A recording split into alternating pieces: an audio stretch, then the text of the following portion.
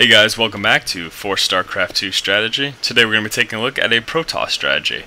Now the Protoss player in this strategy replay is Nirvana, and our Zerg opponent is Mystic Prime. I'm going to go ahead and go straight into Nirvana Vision. So again, this is a Protoss strategy, and we're going to be looking at a very interesting build today. We're going to be actually looking at going into fast Stalkers versus a Zerg opponent who has speedlings on the board. Basically going for that speedling map control into fast expand is what our Zerg opponent's going to be doing, and we're going to be in fact going for fast Stalkers, and then later down the road getting that blink research, using the blink and using proper micro to our advantage, and actually eventually transitioning into an 11 warp gate Stalker build. Haven't covered anything of this magnitude and quite a bit. A lot of my games involve just getting a few production buildings, pushing out pretty early, and that's kind of the type of strategies that we cover generally. But yeah, we're going to kind of be looking at this massive gateway, this massive warp gate build here, so it should be pretty interesting. Now basically the idea behind what we're going to be going for here is using the range of the Stalkers, and then again with that blink ability and the micro, to pull our Stalkers back from incoming Zerglings that would otherwise be getting a surround on our Stalkers, and to basically keep them alive and have the fresh Stalkers with full shields continue to take the damage, and then pulling back further and further and further. And again, just using the advantage of blink, it can be so very strong, not just for getting up to ledges, but of course again for in battle and combat scenarios. So we start off with that 9 Pylon, followed up with the 12 Gateway, and then of course we are dropping our 15 Assimilator here. Fairly standard from a Protoss player. Now as you can see, like I said, we're seeing our Zerg opponent going for that quick expansion. Doesn't even have just started building a spawning pool, so he went expansion over all else, and this is a really good indicator for us. This definitely is a strong position for us to be in, and from this point we have decided that we're going to go for that fast Stalker. We're going to push out with those Stalkers really early and try to do as much damage as possible, because his spawning pool is so delayed. By the time he does get Zerglings up, he's not going to have a ton of them. Now obviously we could use Zealots, but the issue being that with Zealots he's going to be able to just run around them. Now our Stalkers are going to be able to shoot from afar and kind of do significant damage. Nirvana is saying what? Not entirely sure what he was responding to. Maybe he's baffled at himself for losing that probe. I'm not quite sure how he lost that probe either. So as you can see, we do have our second gateway up. Now at this point, this is kind of a little bit of trickery, in fact. At this point, our Zerg opponent here, he has seen these two gateways. Now at that point, he's likely to be thinking that he's going to be seeing some early Zealots. So what he's going to do is prepare for early Zealots, but again, we're going to be hitting him with early Stalkers, and that's kind of part of the mind games that are played in a game like this, a strategy game like StarCraft. You know, we have these basic builds, we have these kind of theories and these ideas when we see certain things, but if you can use that to your advantage and use the fact that you're under the assumption that your opponent knows that in seeing two gateways that you're likely to be pushing with Zealots, but instead move out with Stalkers, well, that's just something that can throw them off their game, and that can counter any response that they may have gotten to your fast Zealots. So as you can see, he was pushing out with some Zerglings, likely hoping to catch us en route while we were moving out with our Zealots, pass us, and then move into our base. I'm sure that's what he was attempting to do. But again, instead we're just going to be pushing forward with these Stalkers really early in the game. We are getting one Zealot to help kind of control the Zerglings, to kind of have a frontal wall between the Zerglings and our Stalkers. That Zealot's definitely going to help with that.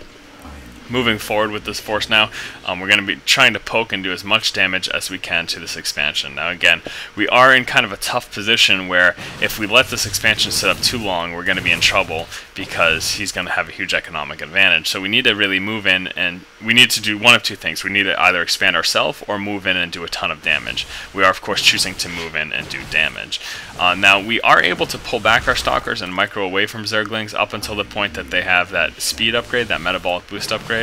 So we really want to do as much damage as possible before this research finishes, and then once he's finished with that, we're really going to need blink at that point in order to survive against this mass amount of Zerglings. So just moving around, shooting and moving, definitely something you want to practice and get good at, because it is a very good tactic in battle. for really any forces, any ranged forces that you have, whether it be a Terran with Marines and Marauders, a Protoss with Stalkers and Sentries, or a Zerg with Hydralisk and Roaches. That move back and shoot is definitely something you want to master and learn how to do properly.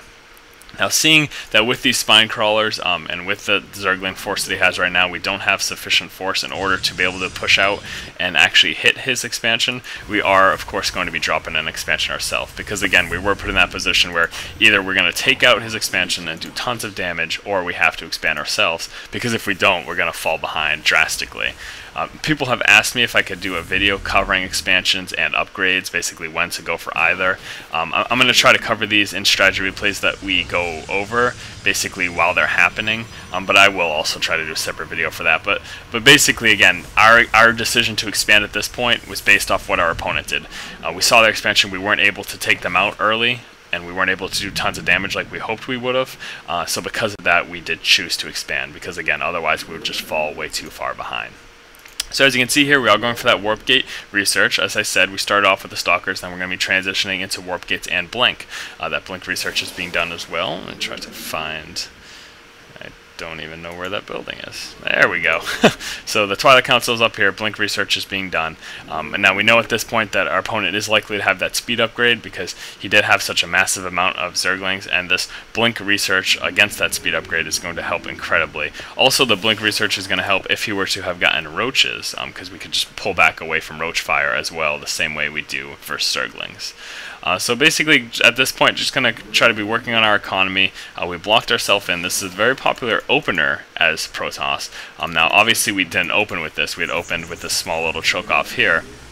But now that we're working on our economy, we decided to block this off to prevent any speedling harass. We're also definitely going to want to watch these back rocks on this particular map because he will be able to bust through these pretty quickly. So be sure to either have some cannons or a few Stalkers back covering that back rock. And again, he tried to move forward into our base, and were these not here, he would have just been able to run right through us and done at least a little bit of damage to our economy, and at the very least force us to pull our workers off the line and delay any gathering that we would otherwise be doing. So yeah, I mean, basically at this point we're just kind of looking at some macro intensiveness. Now that we feel comfortable sitting in our base, we are of course going to start getting that level 1 upgrade that's going to help us take down those Zerglings that much faster, or any units that he would be getting for that matter. Now that Blink is finished researching now, so we can take advantage of that extra mobility, and obviously we do have these Warp Gates up. Just going with a 4 right now, but in all honesty, now that we have expanded, and now that we do have this extra source of income, we can start beginning to build up additional Warp Gates, because four Warp Gates is kind of ideal for one base play, but once you start expanding, you can really push that number. And in fact, we're going to see that we move all the way up to an 11 Warp Gate build by the end of this strategy replay. Now we kind of have amassed a critical mass here of Stalkers, so we are at this point going to choose to move out with them. Taking out these back destructible rocks obviously is a much wiser decision than killing off these Warp Gates that you have blocking this part. So that's the decision we're going to make. We're going to kill these destructible rocks and then move out with this. I would suggest in any push like this, I've said it before, when playing with Warp Gates as Protoss, I would suggest moving out a probe to create some proxy pylons. Like for example, one right here would be fantastic. It would provide for incredibly fast reinforcements to this push. But here's exactly what I'm talking about. He's moving up, trying to get a surround on our Stalkers, and we're just using the Blink to pull back Stalkers when they get low. That's basically the idea. That's basically what we want to try to do. It's going to greatly increase the survivability of our Stalkers. And then also, as you can see, kind of making a little choke with our units, preventing him from getting a full surround. That's very wise as well. If you're going to wedge your Stalkers anywhere, wedging them in a little narrow pathway is where you're going to be best off, because it's going to cut down on two sides that you could otherwise be getting surrounded by Zerglings. Now, taking a look back in the base, as you can see, because of this expansion here and this increased economy, we are sitting on a ton of minerals. So we are capable of producing some more gateways right now to get that extra warp in, and that's definitely something we want to do, because the more Stalkers or Zealots or Sentries that we can warp in at a time, the better off we're going to be. So here we go, opponent trying to get us around. Definitely super important that you pull them back with Blink. Were we not to use that Blink there's a good chance we could have lost most, if not all, of those Stalkers to that Zergling force.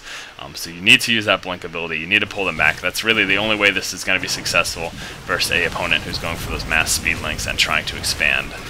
Now we would be in a little bit more trouble if we were at some point to see Hydralisks on the board right now, just because Hydralisks do so much damage and they can take down our Stalkers so quickly, but that is in fact not the case, simply because of the fact that we have done so much damage with our constant Stalker harassment at the beginning of the game and then pushing out this huge force, that he really hasn't had much of an opportunity to do that.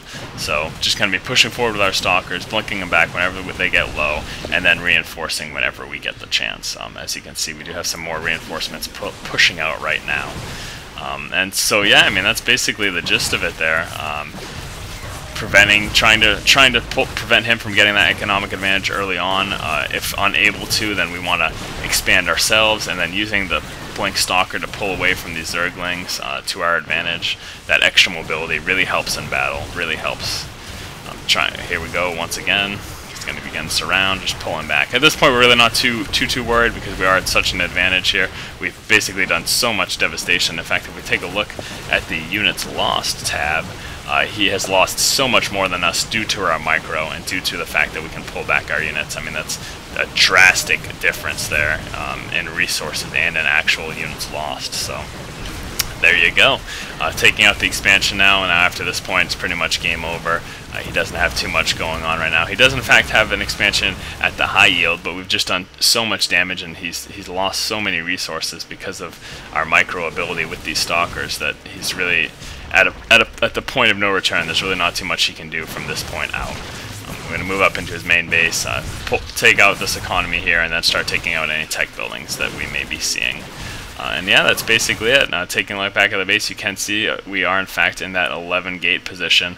We are sitting on a ton of minerals right now. I'm going to say that this is just a blunder on the Protoss player's part because he was paying so much attention to this micro, and that can just go to show you in certain situations really concentrating on your micro can be more important than your macro. Don't take that too far though. Macro is definitely, I would say, one of the most important parts of being successful in StarCraft 2, but depending on the situation, depending on what you're doing, sometimes you can let that slip a little. Again, don't take that too far now. So we're going to go back, take a look at the build order here. So we started off with that 9 pylon, and then we followed it up with a 12 gateway. Now, as the gateway is building at 15, we dropped our Assimilator. We moved out, we saw that our opponent was expanding, and instead of going for those fast zealots, and in fact he did see our 2 gate, so he probably suspected fast zealots, once our Cybernetics Core finished building, we in fact started building some Stalkers. And we pushed out, we used the mobility of the Stalker against his unupgraded Zerglings to do as much damage as we could. After that point, when we realized we weren't going to be able to take out that expansion because of these spine crawlers they had sitting at the front of his base, we in fact expanded ourselves. We worked on getting a strong economy, we got some upgrades, we got that blink, we got that level 1 upgrade for our units, and then after we kind of amassed a critical mass of Stalkers, we pushed out, used that blink Stalker to our advantage, and won the game. So again guys, this has been for StarCraft 2 strategy. If you guys like our videos and you like what you see here, please do go ahead and subscribe to our channel. Keep watching and keep owning, guys. Moving forward, our Immortals housing on these Stalkers as much as possible. Definitely kind of want to make sure that you target fire the Stalkers with them. You really don't want them attacking the Zealots, as they are not nearly as effective for Zealots as they are for Stalkers. Pushing forward, we don't really want to get surrounded by the probes, so we are pulling them back.